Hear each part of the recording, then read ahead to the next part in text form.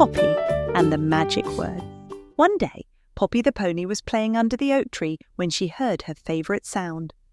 Crunch, crunch, crunch! It's the sound of someone eating sweet, crunchy apples. Sweet, crunchy apples are my most favourite treat, said Poppy. She trotted toward the sound. She went past Mrs. Cow eating hay. She went past Mr. Pig rolling in the mud. She went around the pond where Little Duck was swimming.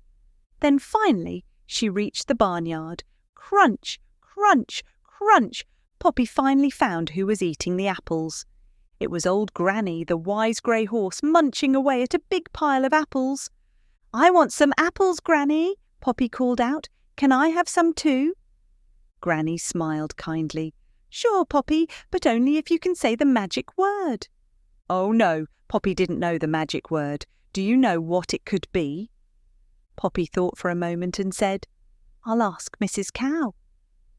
So Poppy trotted out of the barnyard, past the pond and into the field. "Mrs. Cow, what's the magic word?" Poppy asked. "Moo," said Mrs. Cow. Do you think moo is the magic word? Let's see." Poppy trotted back to old Granny and said proudly, "Moo, moo!" But Granny just laughed softly and shook her head. "That's not the magic word, Poppy." "No, I guess moo wasn't right. What should she try next?"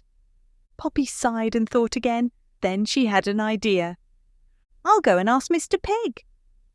So Poppy trotted past the pond and into the pig pen. "Mr. Pig, what's the magic word?" she asked. "Oink," said Mr. Pig, wiggling his nose. Could oink be the magic word? What do you think? Poppy hurried back to old Granny and said loudly, "Oink, oink, oink!" But Granny laughed even harder this time. "That's not the magic word either, Poppy." "Looks like oink wasn't right. What's left? Maybe Little Duck knows." So Poppy trotted around the pond where Little Duck was swimming. "Little Duck, what's the magic word?" asked Poppy. "Quack," said Little Duck, flapping her wings. "Is quack the magic word? What do you think?" Poppy went back to old Granny and shouted, "Quack!" Granny laughed so hard she nearly rolled over. "That's not the magic word either, Poppy." "Uh-oh, poor Poppy is getting frustrated. There's only one apple left. What should she say?" Poppy looked at Granny and took a deep breath.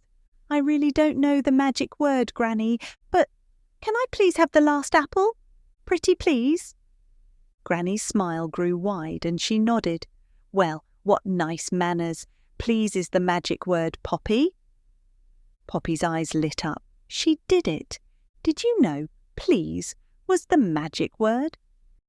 Granny gave Poppy the last sweet, crunchy apple. Crunch, crunch, crunch. The end.